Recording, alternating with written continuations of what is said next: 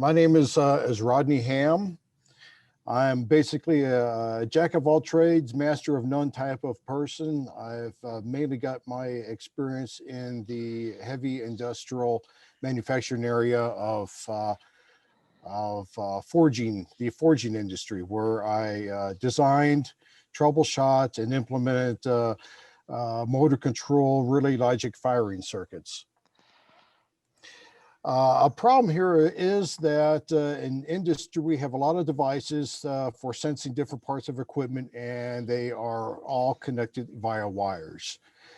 Problem with the wires is that they break, they pick up EMF radiation, which causes false signals, so on and so forth.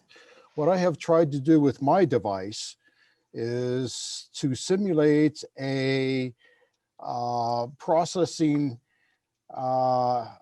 plant experience where you have a hopper that fills molds, and they are brought down through a conveyor. Well, my conveyor didn't work out very well, so I had to implement things slightly different. This is basically what I have. I have an emergency shut-off switch, which is most important for any industrial equipment to be able to shut it off. I have a mode and reset switch where you're able to flip the hold down and momentarily press the reset to reinitialize the particle algorithm multiprocessor. I have a 12 pixel LED, which will simulate different events that are happening throughout the process. And I also have a OLED display. There is also a dust sensor, which detects levels of dust in the air. So when the hopper opens the door, naturally there will probably be some dust going in the air. Last thing we want is an explosion condition to take place.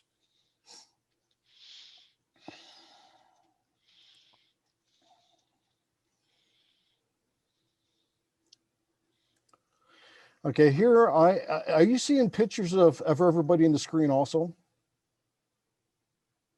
Or are you just seeing just my presentation? Just the presentation? Okay. Here we see a round table, an industrial process smart factory, where one part is rotated around the table, and each machine does its own thing. The problem is that if you want to replace one of the machines with something else, you have to hardwire it in. Wires break. Technicians don't quite get them hooked up properly. You have to go back through and tweak the wire connections every once in a while, make sure everything is tight. Otherwise, you get interference, noise, chatter, so on and so forth. If each one of these machines was connected to the internet, made IoT smart, then you can just replace one machine, bring in the other machine. They would all at that point communicate with one another and sync themselves together. There would be no wires that you'd have to run to the central microprocessor. They would all communicate via the internet. On my device, I have a, up in the upper left-hand corner, the little blue thing, that is my servo motor, which simulates opening and closing a hopper door. On the upper right-hand corner, you have a air quality sensor. As the material is poured out through the hopper into the mold, it detects any contaminations that may be in the material. Down in the lower left is the dust sensor to prevent, give you warnings of potential explosions in the air.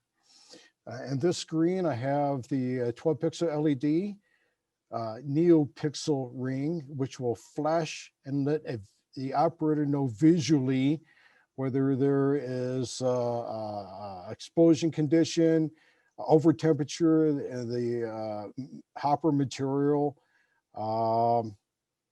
And I'm also using a Wheatstone bridge to simulate material coming from the hopper. It needs to be weighed and then brought down through the production line. And this screen, I simulated the round table using this cap to a nut, Costco nut jar. And the lids are water bottle lids simulating different molds. The back of the argon, I have it all externally wired so that you wouldn't have to mess with the wiring inside. I have terminal strips on the outside where you can easily add components or subtract components for this particular device. Naturally, you go into a manufacturing environment, you want your drill presses to have their own particle argon. You want your heat sensors. They're all going to be separated away from each other. You can't afford to run wires to all these things. You want them all to communicate via the internet, where you can upgrade the programming code and on the fly and adjust parameters according to the manufacturing needs at the time. I'll give you a little presentation here, walk through this. To disable the particle argon, press this switch, which will then send the enable button to ground. If you need to initialize it, flip this to hold, give a momentary push here on this button, and when the argon light flashes yellow, turn this back to the off position. The X-ring NeoPixel gives visual representations of operation, and the OLED will give a printout of conditions of operation. BMP 280 reads temperature, humidity, barometric pressure of materials within the hopper. Air quality sensor checks for contaminants coming out of the hopper. Servo motor opens and closes the hopper door. Wheatstone bridge measures the weight of material coming out of the hopper door. When the material reaches a threshold, the hopper door will then close. When the hopper door closes, the production table will advance one mold. Dust sensor readings can be used to prevent explosions. Hopper door is open. Is there any sound with your demo? Hopper door is closed. Okay, that's fine. I just didn't know if I was missing it. Oh, okay. Yeah, but no, that's great. You've got BMP 280 is indicating an over temperature condition. oh, okay. On babies being less Air quality sensor is detecting contamination. This is something.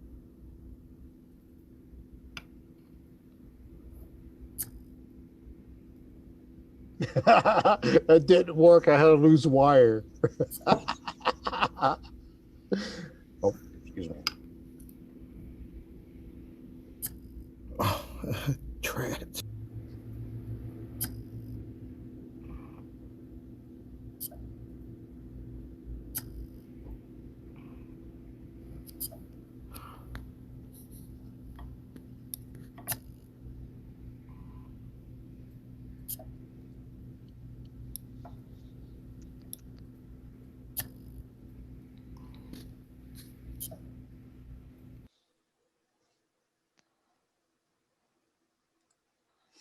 I graduated from the now defunct ITT Technical Institute with an electronic engineering technology degree.